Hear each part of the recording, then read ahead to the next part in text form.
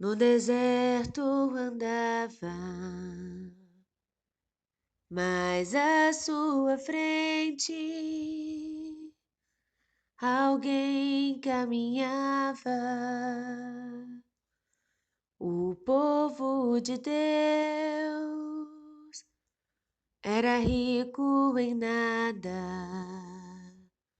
só tinha esperança e o pó da estrada. Também sou teu povo, Senhor, e estou nessa estrada. Somente a tua graça me basta e mais nada. O povo de Deus também vacilava. Às vezes custava a crer no amor. O povo de Deus chorando rezava, pedia perdão e recomeçava. Também sou teu povo, Senhor, e estou nessa estrada. Perdoa se às vezes não creio em mais nada. O povo de Deus também teve fome. E tu lhe mandaste o pão lá do céu. O povo de Deus cantando deu graças, provou teu amor que não passa. Também sou teu povo, Senhor, e estou nessa estrada. Tu és alimento na longa jornada. O povo de Deus ao longe avistou a terra querida que o amor preparou. O povo de Deus corria e cantava, e nos seus louvores teu poder proclamava. Também sou teu povo, Senhor, e estou nessa estrada, cada dia mais perto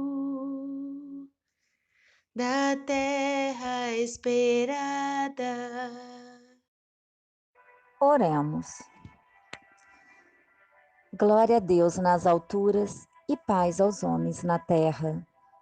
Senhor, como viajores da estrada da cruz, em busca da luz suprema, que por tua misericórdia é enviada à terra, sabemos, Senhor, que já são chegados os tempos.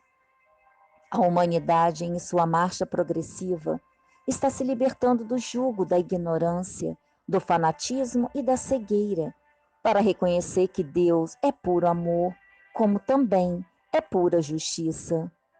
Irmãos, ajoelhemos humildemente com os nossos corações cheios de amor e de adoração, implorando o divino amparo, e ouviremos as angélicas vozes do céu. O caminho ainda está cheio de pedras, porque ainda não compreendemos a lei do amor de Deus, pois o egoísmo ainda fala mais alto. Ainda sofremos com o endurecimento dos homens, mas também temos aproveitado as manifestações das misericórdias do Senhor, que não poupa esforços para a salvação de todos. Muitos são os chamados e poucos os escolhidos. Oremos e vigiemos, para que o Senhor encontre em nós, com os instrumentos nas mãos, cavando a terra endurecida pelos nossos equívocos. Que assim seja. A poesia de hoje chama-se Fraternidade. Fraternidade é árvore bendita, cujas flores e ramos de esperança buscam a luz eterna que se agita, rumo ao país ditoso da bonança. É a fonte cristalina em que descansa a alma humana, fraca, errante e aflita.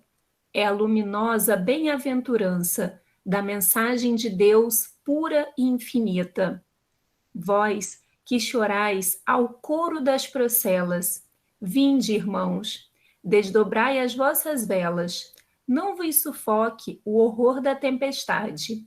Fraternidade é o derradeiro porto, a terra da união e do conforto, que habitaremos na imortalidade. Essa poesia é do livro Poesia Fraternidade, do livro Parnaso de Além Túmulo, de Chico Xavier, poesia de João de Deus. Então, queridos irmãos, hoje nós vamos falar um pouco de um povo, como foi cantado no hino, né? O povo de Deus, que é considerado assim o povo judeu. Então, a gente ainda não compreende muito bem, né, sobre essa questão do povo judeu, mas nós somos descendentes desse povo, né? O povo cristão, né? Nós, a humanidade cristã, ainda não entende, né, muito propriamente sobre essa maravilhosa religião dos judeus, que foi aqui, em primeiro lugar, a que trouxe a consciência religiosa, a consciência espiritual para o mundo, de uma forma geral. Foi a partir do povo judeu que essa consciência espiritualizada, né, se adaptou ao mundo. E foi através das orientações divinas, né? Nós temos aqui um grande número de profetas do passado e que eles são lembrados sempre, em todos os lugares religiosos, em todos os momentos em que nós nos encontramos para falar sobre a palavra de Deus, e nós sempre nos deparamos, né, com as palavras dos salmistas, do livro da Gênesis, onde conta, né, toda a história do início da criação. Então, os judeus, eles foram essas pessoas, né, enviadas e conduzidas diretamente por Deus para fazer com que ele fosse o Deus conhecido, o Deus único, né? Porque a nossa história hoje vai voltar a 4.000 anos atrás, porque nós iremos falar um pouco sobre Noé, depois nós vamos chegar até Abraão, que é conhecido como o pai, né? O pai da humanidade, né? Porque assim foi dado a ele esse título por Deus diretamente, quando em um momento ele caminhava no deserto e Deus esteve com Abraão diretamente e disse para ele que daria a ele a grande descendência da humanidade, que seria um número muito grande, né? Que seria comparado às estrelas do céu, às areias da praia. Então, realmente, nós podemos entender que nós somos esses descendentes que Deus falou lá há 4.000 anos atrás para Abraão. Abraão, ele precisou de ser esse homem forte, esse homem que se curvou a Deus, porque ele tinha esse grande compromisso, o compromisso de levar, né, a presença de Deus aos seres humanos, a existência dele, porque até então adoravam-se vários deuses de pedra, né? Os romanos, os egípcios, eles tinham uma história de rei, né? E de deuses que eles acreditavam que eles eram o doador de suas vidas, né? Então, o nosso pai Iavé, como era chamado por Abraão, prostou-se diante dele para poder dar a ele esse compromisso que veio a ser, né, o cristianismo do futuro, das décadas de hoje, né? Mas antes, nós vamos falar um pouco sobre se existe diferença entre povo ou não. O que existe é uma etnia, e o que significa essa palavra, né? Etnia. Essa palavra significa, ela não tem uma definição muito clara, né? Mas é o que une as pessoas e também o que divide as pessoas, né? Porque ela está de acordo com as características de vida de cada um, através dos seus hábitos religiosos, através de suas vestimentas, né? Através das suas alimentações, através daquilo que a pessoa, ou que o povo, de uma forma geral, vive, né? Da forma como cada povo vive. Então, aí está o significado da etnia, que não tem nada a ver com raça. Raça é uma só, a nossa, né? Seres humanos. Então, nós todos somos seres humanos. Lembrando, então, que chamando todos nós de seres humanos, nós podemos entender o porquê que todos chamam-se de irmãos, né? Por quê? Porque nós partimos de lá, nós somos a descendência do grande Abraão, não é isso? Então, como podemos chegar até Abraão? Antes disso, eu vou dar uma pausa para falar que a humanidade, né, durante várias gerações, vem contando com grandes judeus, grandes personalidades, né, que puderam contribuir para que nós hoje pudéssemos ter vidas melhores, né, o nosso conhecimento também mais alongado, o nosso prisma, né, através das filosofias. Então, existiram pessoas, né, judeus, que tiveram uma grande colaboração em todo esse contexto de mundo que nós temos hoje. Lembrando que os judeus, eles tiveram grandes prêmios nobéis, né? Eles tiveram, eu vou falar para vocês, que no campo da química, eles tiveram 33 prêmios Nobel, no campo da economia foram 29 prêmios Nobel, 13 de literatura, 50 prêmios Nobel de física, tivemos 53 Nobéis de medicina, 9 prêmios Nobéis da paz. Então, nós chegamos à conclusão que não são pessoas tão comuns assim, não são pessoas apenas religiosas, né? Os judeus não são apenas aquelas pessoas que oram 3 vezes ao dia. Ora, por que eles oram 3 vezes ao dia, né? Os judeus são aquelas pessoas que realmente acreditam fielmente na fé que eles alimentam no seu coração, na certeza do Deus Altíssimo. Então, eles são aquelas pessoas que nós podemos tirar como exemplo, né? E nós somos a sua descendência, eu já falei isso, e é a pura verdade, porque o cristianismo está muito de acordo com o conhecimento espiritual dos judeus. Houve uma época em que muitos judeus passaram por grandes dificuldades ainda, né, nessa nossa atualidade. A gente vê histórias que contam, né, sobre o sofrimento grande que eles enfrentam, né?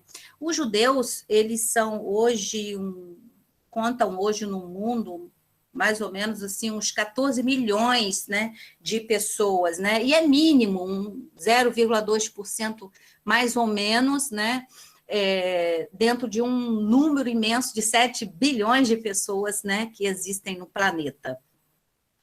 Então, é um número muito pequeno, muito pouco representativo dentro da população mundial que nós temos hoje, né? Então, foi com esse homem chamado Abraão que começa a linhagem espiritual do povo hebreu. Então, o hino falou, o povo de Deus no deserto andava, justamente. Foi um povo que enfrentou o sol do deserto, as dificuldades, né? Toda uma espécie de dor muito íntima no seu coração, mas com aquela certeza muito grande de ter que seguir em frente, né? Sempre vivenciaram momentos de lutas muito grande, né? Mas essa fé era realmente empolgante. E nós podemos entender que até nos dias de hoje nós precisamos buscar alimentar essa fé empolgante que os judeus, que são pessoas comuns como nós, mas são pessoas que levam muito a sério a intimidade com Deus. A intimidade com Deus para os judeus são o seu primeiro, né? É o primeiro objetivo de suas vidas. Então, quando Deus deu a eles, né, a questão de serem eles o povo que iria levar a espiritualidade para o mundo inteiro e transformar tombar essa questão do politeísmo, eles seguiram isso à risca e realmente entraram em guerras, né? Em guerras houveram muitas mortes, né? Muitas alegrias também, mas muito sofrimento que perdura até nos dias de hoje. Para falarmos um pouquinho sobre essa nossa descendência, eu vou abrir aqui o Evangelho segundo o Espiritismo, lá na introdução, e vou ler uma parte que fala sobre os essênios.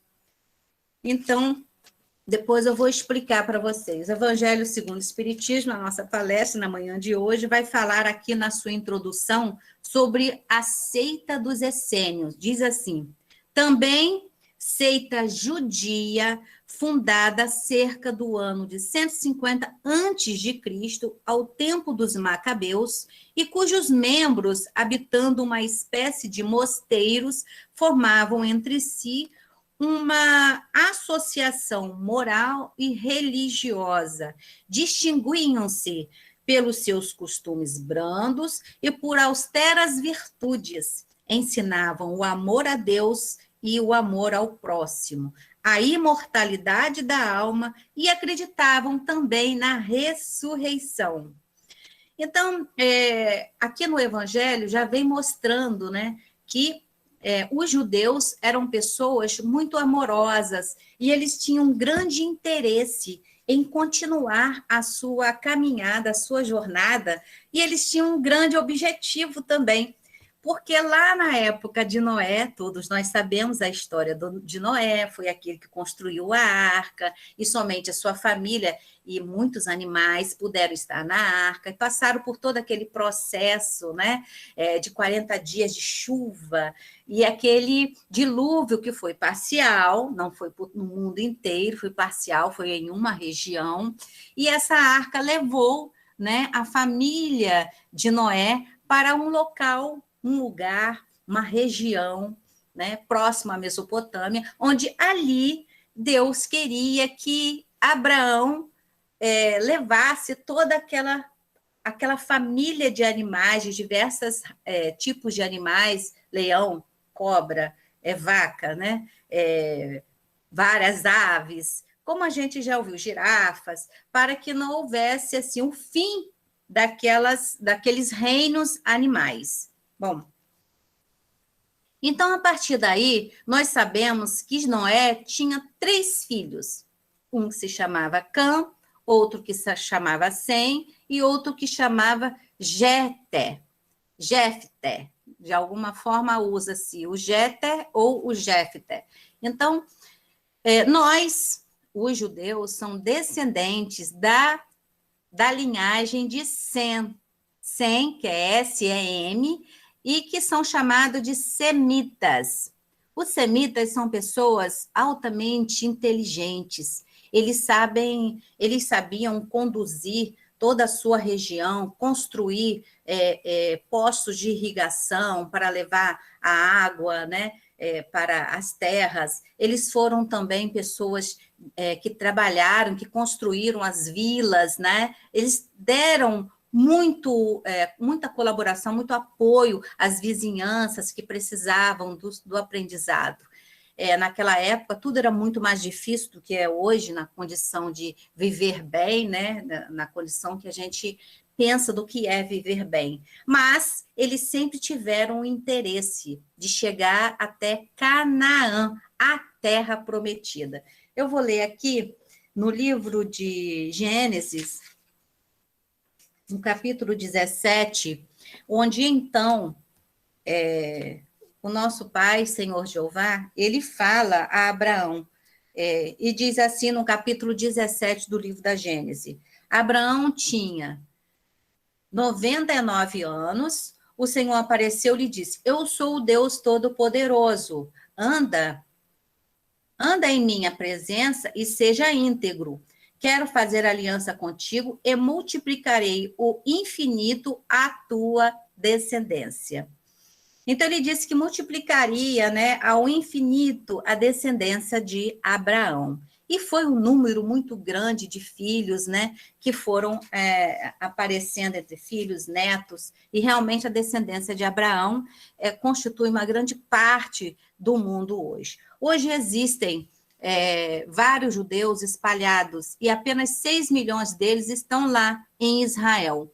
E os outros estão espalhados pelos Estados Unidos, pela França, na Alemanha, em outros países como a Rússia, né? Temos muitos irmãos judeus espalhados por todo o mundo. Mas por que isso aconteceu? A história dos judeus é uma história de muita luta, muito sacrifício, de muito sofrimento.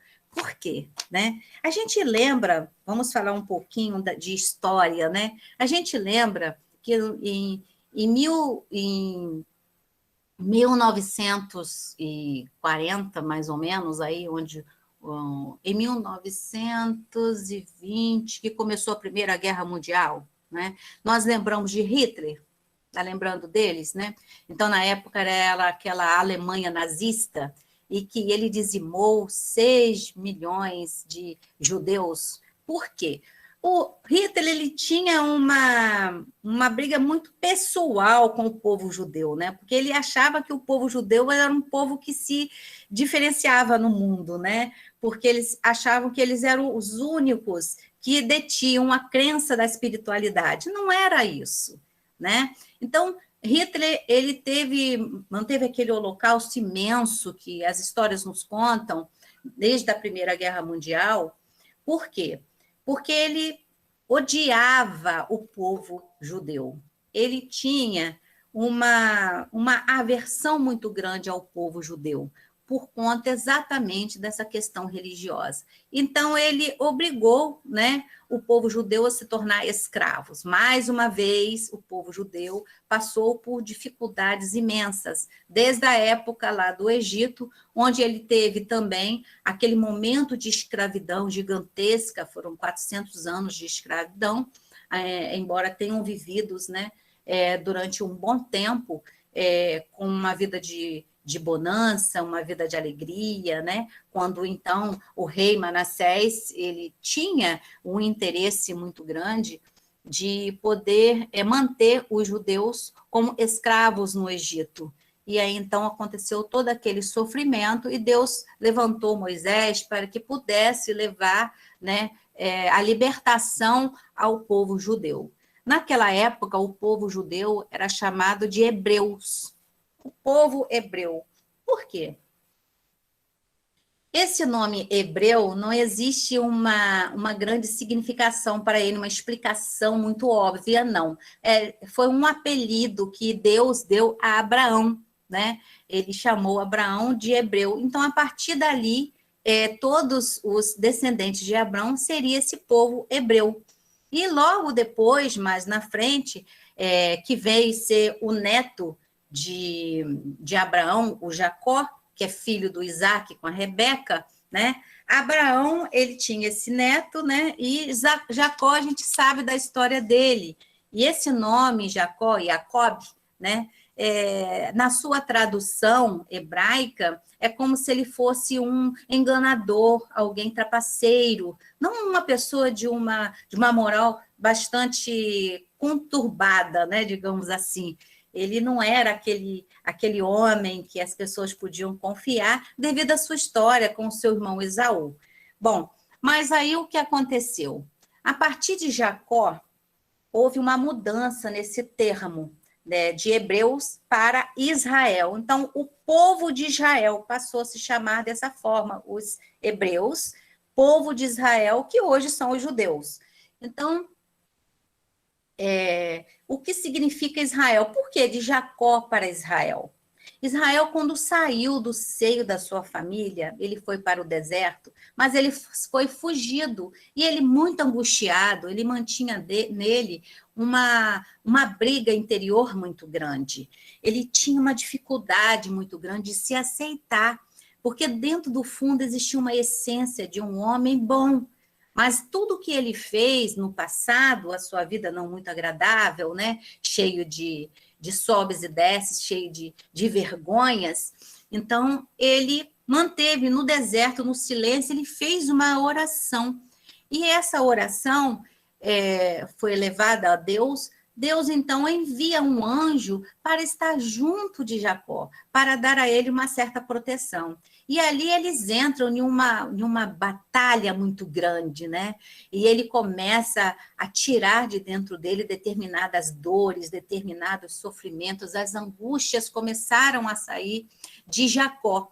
E ele começava a se sentir um homem transformado. E ele venceu essa luta com esse anjo, né? Esse anjo foi um protetor, um missionário do Senhor que foi até Jacó para dar apoio a ele. A Bíblia conta sobre essa história, mas a gente pode levar esse ensinamento quando nós nos sentimos bastante enfraquecidos e sofridos. Então, essa briga íntima de Jacó com ele fez com que ele pudesse enxergar a necessidade de uma transformação, porque também ele fazia parte dessa descendência. Então, foi naquele momento que o nome dele passa a ser Israel. Deus rebatiza Jacó com o nome de Israel. E esse nome é a junção de 3 letrinhas. Is, que significa homem, Ra, que significa batalha, e El, que significa Deus. Então, homem de batalha, mas de Deus. São palavras, né, gregas, né, hebraicas, que a gente pode estar estudando para encontrar os seus significados.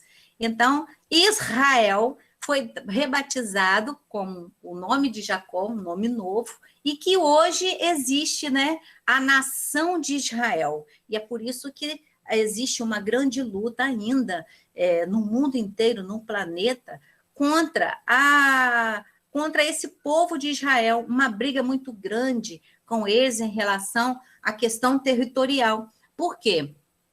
Porque Deus havia feito a promessa de que eles iriam habitar a terra de Canaã inteira, né? Uma parte da Ásia, do sul e do norte. Então, ficaria com o povo que seria a descendência de Abraão.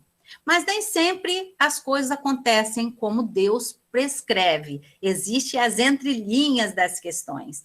Por quê? Porque nós vivemos em um mundo onde as pessoas praticamente colocam muito os seus próprios interesses à frente de todas as coisas. E principalmente à frente dos interesses alheios.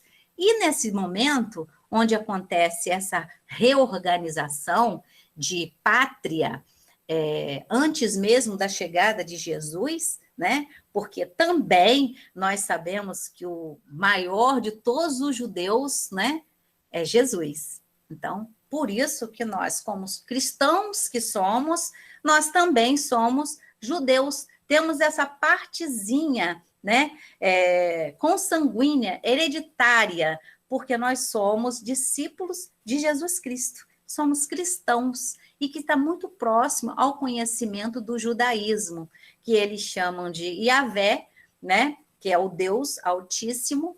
Mas então a gente vai dar uma pausa mais uma vez aqui dentro da Bíblia, dos históricos, e vamos voltar um pouquinho para falar sobre os grandes judeus que nos auxiliaram em grandes partes da nossa vida com os seus conhecimentos. Nós podemos lembrar falamos sobre os prêmios, né, Nobel, que a gente recebeu, mas nós podemos lembrar de um grande judeu que foi um filósofo chamado Karl Marx, né? Ele foi um grande filósofo e economista no século XX, e que ele pôde trazer uma grande colaboração dentro das universidades, né? Quando ele junto com Engels, né, eles fizeram o livro O Capital, né, que foi um livro que movimentou muito, né, a humanidade em torno do conhecimento que ele estava ali, né, descrevendo através desse livro, que é uma obra grandiosa. Oi? Uhum. Então, também teve a outra obra junto, que foi o Manifesto Comunista, que movimentou tremendamente todo o mundo em torno desse conhecimento. Tivemos também o Sigmund Freud, o pai da psiquiatria moderna, né? Até nos dias de hoje, nas universidades, nas faculdades psiquiátricas, dentro da medicina, todos recorrem, né, aos conhecimentos de Freud, em que ele teorizou, né, a questão dentro da psiquiatria, da psicologia, quando ele, estudando, ele viu nos seus experimentos que muito das pessoas que tinham a histeria, tinha seus problemas nos traumas da infância e as crises na vida adulta. Então, ele pôde dar essa colaboração. Vários outros judeus também que foram responsáveis pelo desenvolvimento dos antibióticos, né, das vacinas da poliomielite, e eles tiveram toda essa grande responsabilidade em estar nos trazendo esse conhecimento para que a gente pudesse hoje estar usufruindo. Mas, então, com tudo isso, com vários outros, se eu fosse falar aqui a lista imensa que eu havia preparado, o tempo não vai nos permitir mais. Mas eu quero lembrar uma coisa. Quem está de calça jeans, assim pela manhã, pode ser que ninguém esteja, né? Mas a calça jeans, ela foi criação de um grande judeu, né? De um grande judeu, que foi o Levi Strauss, né? Foi ele que criou a calça jeans. Mas voltando lá, na nossa questão histórica, e que eu gostaria muito de estar afirmando aqui, que as nossas raízes judias têm a ver com o cristianismo e com a Torá, né? As leituras das lições e também do conhecimento e das regras, digamos assim, regras. Por quê? As regras. Gente, nós estamos vivendo hoje momentos bastante difíceis com a questão da pandemia. E nós sabemos que a pandemia, ela faz parte da nossa indisciplina, da maneira da gente encarar a nossa vida no dia a dia. Então, tudo isso é resposta dos nossos maus hábitos, dos nossos costumes mal trabalhados. Então, os judeus, eles têm essa questão do que é certo e do errado, do absoluto do que é certo e do que é errado, porque eles sempre seguiram à risca os mandamentos do Senhor. E eles não têm meio termo com eles. Em 1949, quando a ONU deu o direito do povo de Israel voltar a Israel e ter lá aquela terra, é uma terra pequena, no tamanho daquele país, El Salvador, é menor até um pouco do que El Salvador, a terra que os israelitas, né, que são os israelenses, eles querem para continuarem, para viverem em paz, porque lá, na terra de Israel, é chamada de a terra sagrada, a terra do povo de Deus, que Deus havia prometido a Abraão como herança. Então, existem muitas tristezas, muitas lágrimas em torno de tudo isso que a humanidade ainda não compreende. E nem nós, que somos cristãos, podemos saber. Nós achamos que somos um outro povo, mas não. Somos um único povo, uma única família. Essa questão da poesia que foi falada hoje sobre a questão da fraternidade, ela mostra ali essa necessidade de união, essa necessidade de compadecimento com as dores e as fraquezas de outros povos, porque eles são parte de nós. Nós somos a descendência de tudo que existe nesse mundo, partiu de lá, de há 4.000 anos atrás, quando Deus reorganizou a humanidade. Então, em muitas das nossas experiências diárias, nós pouco estudamos sobre as nossas intimidades espirituais. E quando eu falei sobre a questão do Holocausto que aconteceu na Primeira Guerra Mundial, onde houve aquela matança de milhões de judeus, Hitler ele usou uma frase que ficou conhecida pelo mundo inteiro. Ele disse assim: a minha guerra são com os judeus. Por quê? Por que a guerra seria com os judeus? Porque os judeus, como eu falei, eu acho até que eu estou repetindo um pouco, eu falei que eles são as pessoas, aquele povo, é a civilização que trouxe a consciência da espiritualidade para o mundo. Não é um conhecimento muito fácil da gente poder estudar e passar adiante. É preciso muito tempo para a gente poder compreender, as fraquezas de um mundo, as fraquezas das pessoas que giram em torno das nossas necessidades e das nossas questões primeiras, Quais são as nossas questões primeiras? Jesus nos ensinou quais seriam, Ele disse assim, em primeiro mandamento, amar a Deus sobre todas as coisas e o próximo como a ti mesmo.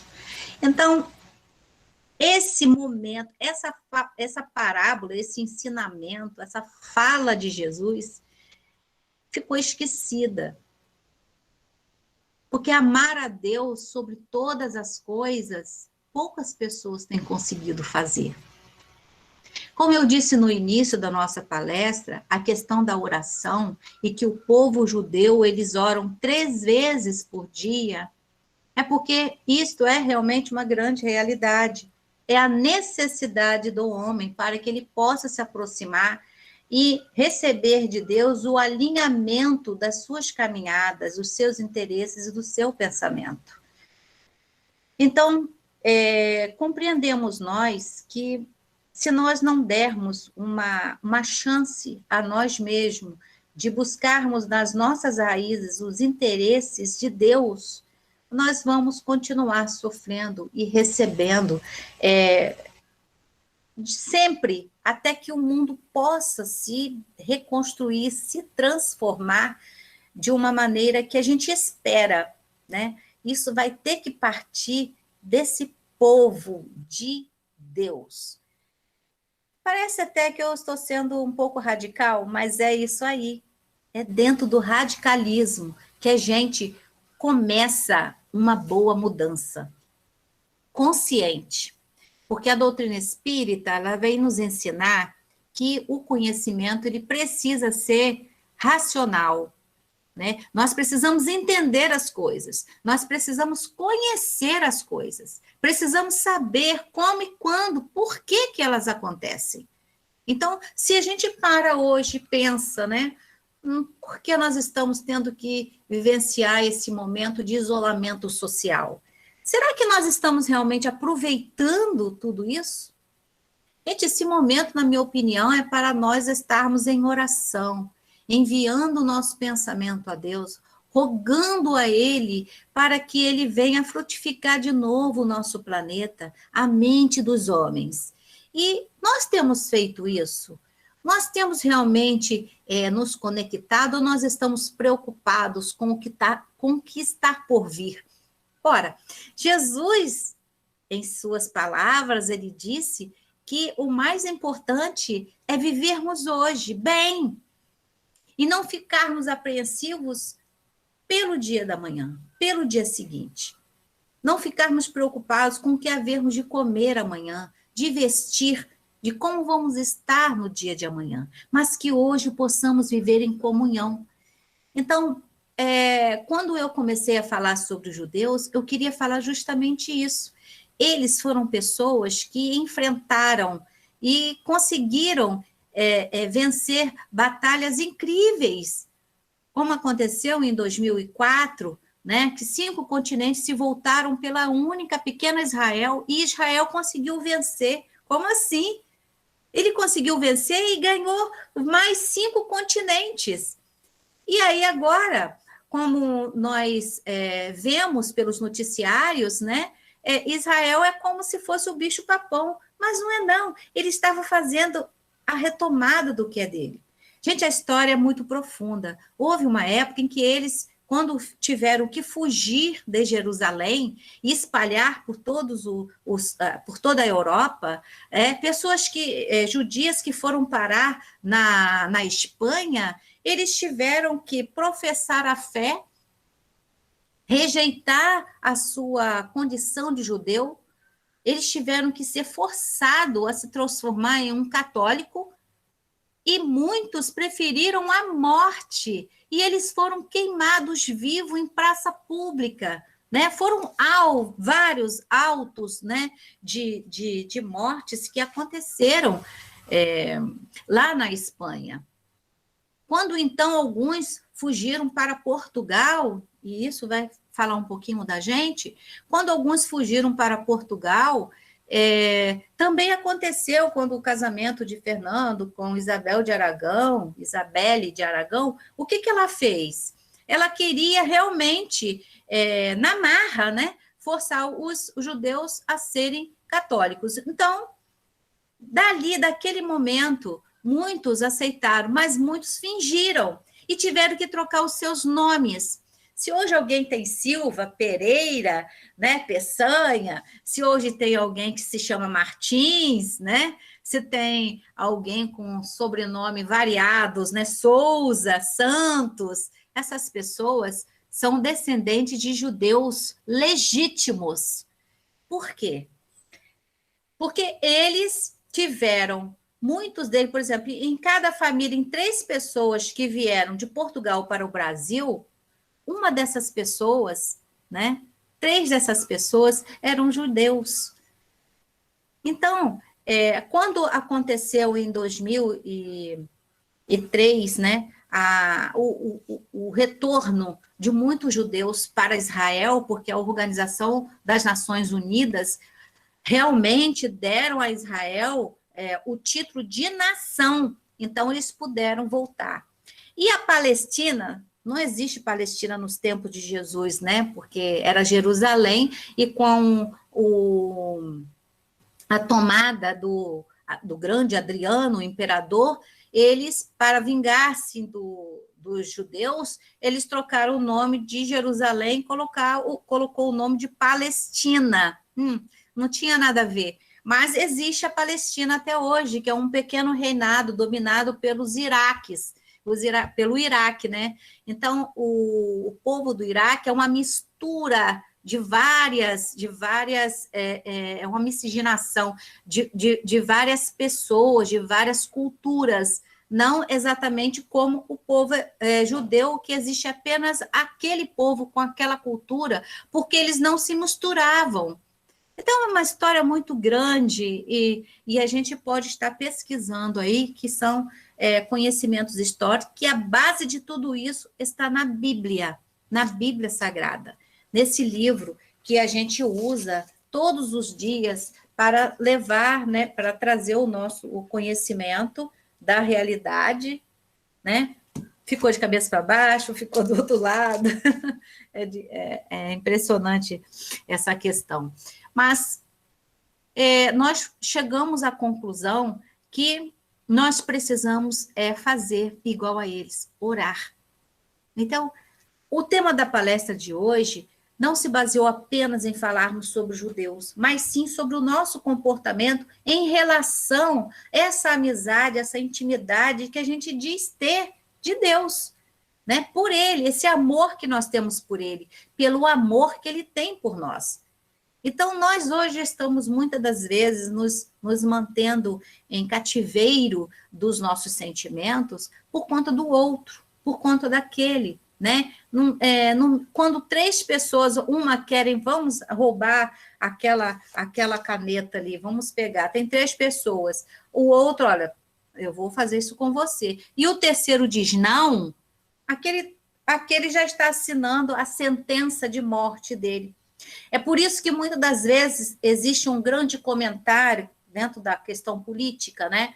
Que diz assim: fulano é muito bom, mas se ele entrar para a política, ele vai se corromper. Por quê?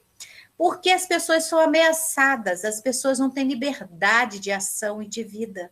Né? As pessoas são colocadas, eles vivem em um eterno motim, uma grande preocupação se eles vão viver ou não. Então, os judeus, eles são pessoas admiráveis com relação à sua fé. Eles queriam realmente voltar para a sua terra natal, e porque isso foi uma promessa de Deus para eles, né, que eles seriam realmente os donos de toda aquela região, e eles ficaram com uma parte, né, que eles realmente queriam ficar, que é lá em Israel. Eu tinha mapas que eu gostaria de mostrar, mas eu, sinceramente, não soube fazer isso aqui, preparar os slides para eu mostrar para vocês. Seria maravilhoso se vocês pudessem estar pesquisando e ver que em toda a Ásia, né, existe ali uma pequena partezinha que é dedicada à nação de Israel. E lá os nossos grandes irmãos judeus estão passando por processo de renovação também, como nós aqui estamos. Só que eles estão aproveitando ainda mais esse momento para estar mais junto e mais unidos a Deus. Eu vou deixar de falar muitas coisas sobre os judeus hoje, porque aconteceu aqui algumas interferências, né? O aparelho desligou e eu perdi tempo, mas eu espero que a gente tenha mantido a mensagem maior, que é lembrar que nós somos pessoas que fazemos parte das 12 tribos de Israel. E aí, muitos vão me perguntar, o que são as 12 tribos de Israel, né? São lá os 12 filhos de Jacó. Jacó, Israel, como eu expliquei agora há pouco, né? Que ele foi rebatizado por Deus com esse nome.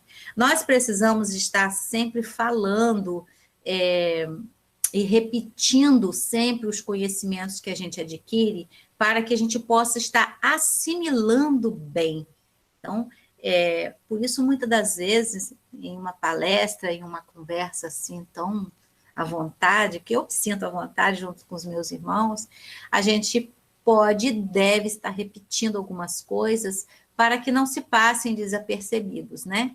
Então, quando eu falei a questão da espiritualidade, foram os judeus que trouxe essa consciência espiritual para nós, para o mundo inteiro, porque até então não existia um único Deus para a humanidade.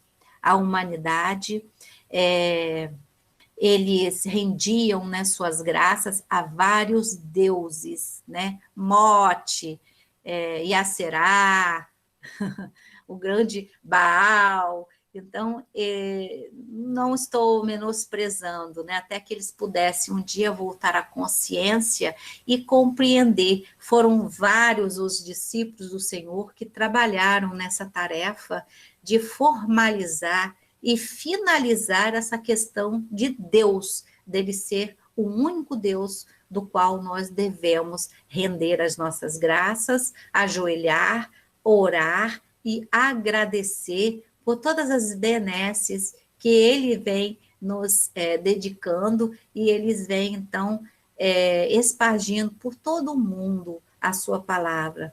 Então, sempre será abençoado, sempre será protegido aquele homem que ora e que acredita no Deus Altíssimo. Então, queridos irmãos, eu vou terminar a nossa conversa da manhã de hoje por aqui, e desejando que todos possamos ter um dia agradável, de oração, de harmonia, nos envolver nessa atmosfera harmônica que já iniciamos na manhã de hoje. Peço desculpas a todos, né? Se a palestra não foi assim completa, né? E muito agradável. Mas é só lembrar do ponto alto desta palestra, é lembrar da consciência espiritual, de onde ela veio, por que ela veio, e porque nós temos que valorizá-lo. Então, eu vou pedir aí a nossa irmã que coloque a oração final, para que a gente possa estar se despedindo desta manhã. Aceita Cristo, meu irmão e minha irmã. Aceita Cristo dentro do teu coração. Essa igreja, ela um dia vai subir, ela um dia vai subir pra Nova Jerusalém. Essa igreja vai subir, vai subir. Essa igreja vai subir, vai subir. Essa igreja vai subir, vai subir, vai subir com Jesus. Essa igreja vai subir, vai subir. Essa igreja vai subir, vai subir. Essa igreja vai subir, vai subir, vai subir com Jesus. Jesus um dia prometeu vir nos buscar. Teu evangelho ele nos manda anunciar. Essa igreja, ela um dia vai subir, ela um dia vai subir pra Nova Jerusalém. Essa igreja vai subir, vai subir. Essa igreja vai subir, vai subir. Essa igreja vai subir, vai subir, vai subir com Jesus. Essa igreja vai subir, vai subir. Essa igreja vai subir, vai subir. Essa igreja vai subir, vai subir, vai subir com Jesus. Oremos. Irmãos, o Evangelho é o livro do coração, cura as feridas do sentimento, porque destila o amor de Jesus Cristo. Consola os aflitos, porque dele sai a essência da verdade divina para a escalada gloriosa do futuro. Façamos então dele o nosso confessor, colocando versículo a versículo no coração, para que o fel que ainda guardamos de anteriores peregrinações terrenas se acabe de vez, limpando os sentimentos equivocados que constituem a razão do sofrimento. O Evangelho do nosso Senhor Jesus Cristo é o código de toda sabedoria de que se pode revestir a criatura. Que assim seja.